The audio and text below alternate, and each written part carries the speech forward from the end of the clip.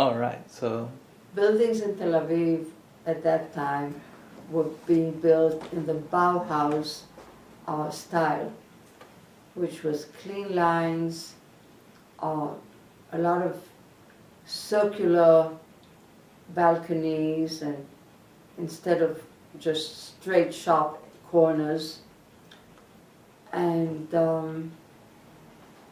it had a very special flavor, but it was very simple, very elegant, and also with a emphasis on white. The houses were built and painted white. And our house was also conformed with that general idea. It was a very lovely little house. We built it in 1937-8, and I remember going to the ground. It wasn't really the groundbreaking, it was the laying of the cornerstone. All we saw in the sand were the bases, like an outline of the different rooms. And as we walked down them, like going on a ledge, my father would say, here will be your bedroom, and this will be the dining room, and this will be the kitchen, and this is the bathroom, and this is the corridor. And here you'll have the front porch, and there you'll have the rear balcony. And we enjoyed it very much.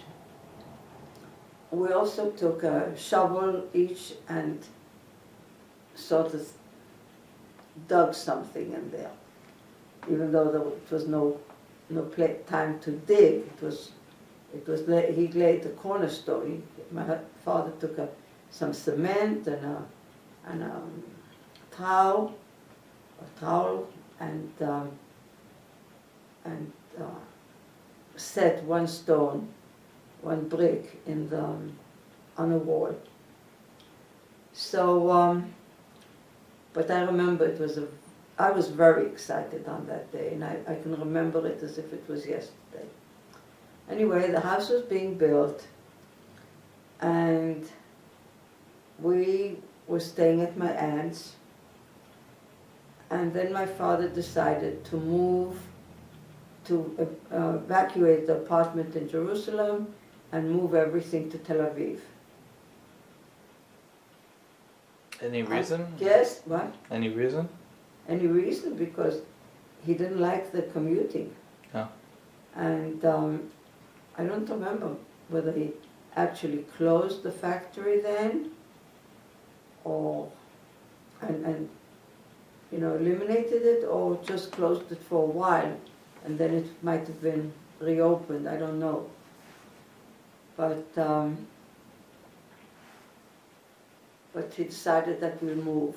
And since the house was not finished, we took an apartment in the industrial and business center in the building that we owned on the second floor.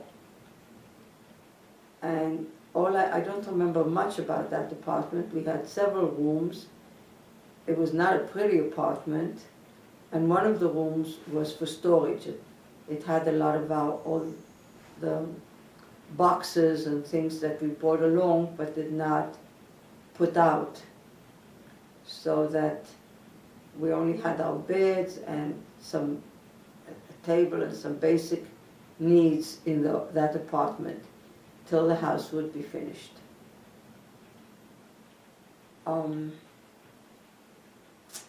Eventually, we did move into our new house, and we were very happy there. And my mother registered us in a private school called Moria, and it was by a circle of eucalyptus trees, where we used to go out during recess and play. the school was actually an old Arabic building. And it conformed to that kind of style, or lack of style. Did it was have one of just those? What? Did it have one of those towers?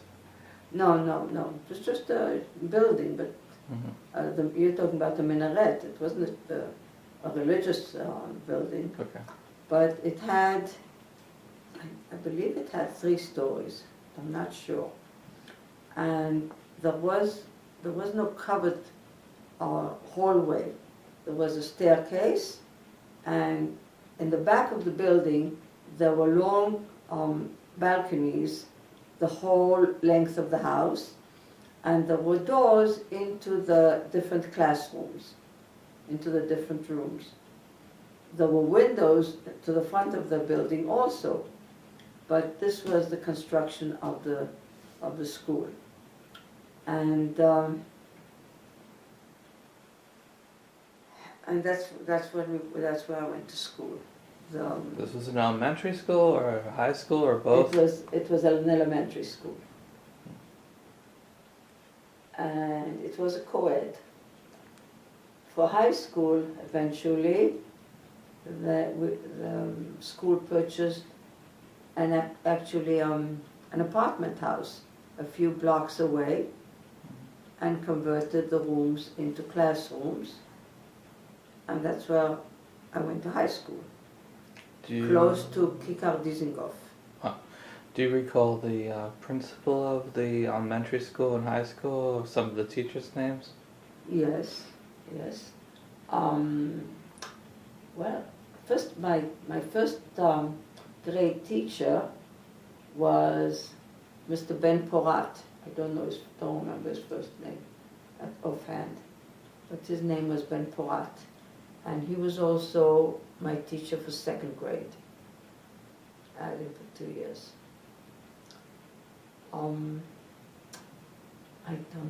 I didn't go to 3rd grade, that's why. All right.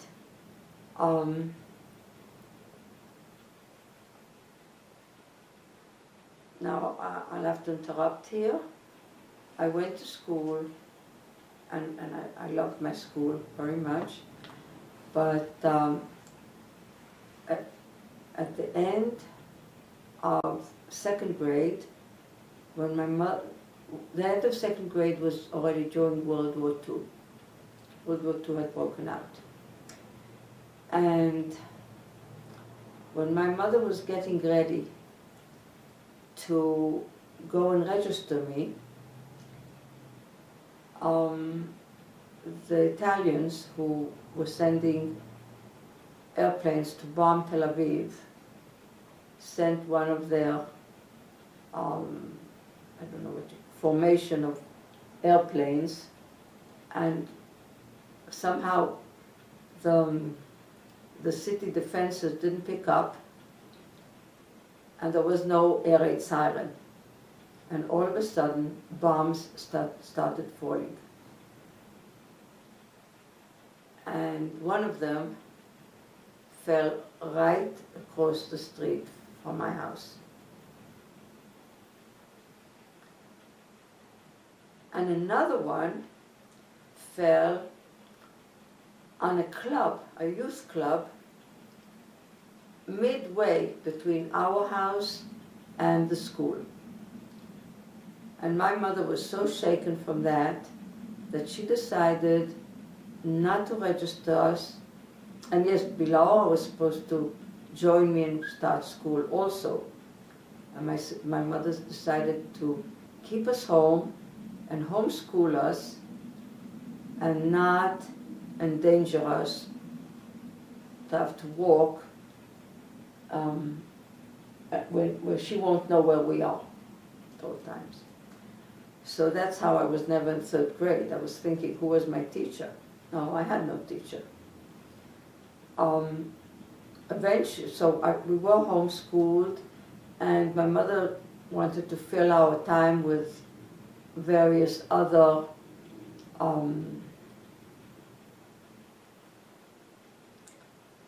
imbue us with more culture.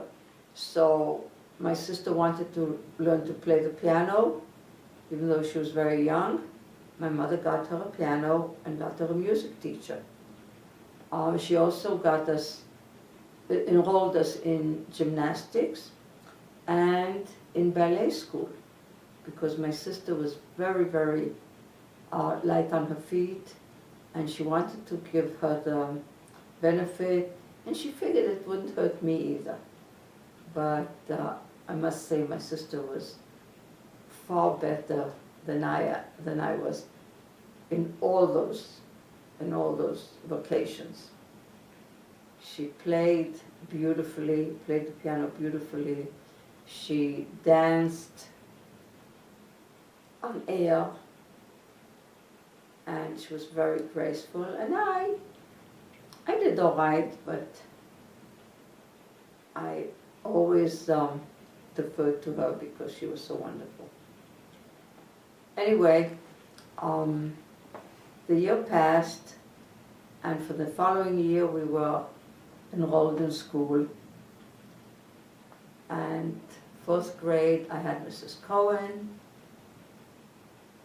Well, I don't really have to mention all the teachers, but life went back to normal. What I can tell, since I mentioned Mrs. Cohen, is that at that time there were, well, not only at that time, it started even when we first moved into our house in 1938, because even then already there were refugees coming to Israel, and Tel Aviv had a very severe shortage of apartments. And so we shared our home with some of the newcomers. We divided our apartment into 2 and later even into 3 to accommodate more people. By the way, you spoke about Saba Moshe Tuvia's family coming to Eretz Yisrael. Yes. But we didn't talk too much about Saba Moshe Leib Bernstein. No, we didn't talk at all about that. I only mentioned that my parents decided to live in Tel Aviv, where my mother's parents lived. Okay, if you want me to depart a little from or leave the story of the Leibsons for a little while and backtrack, my mother's parents didn't come from South Africa.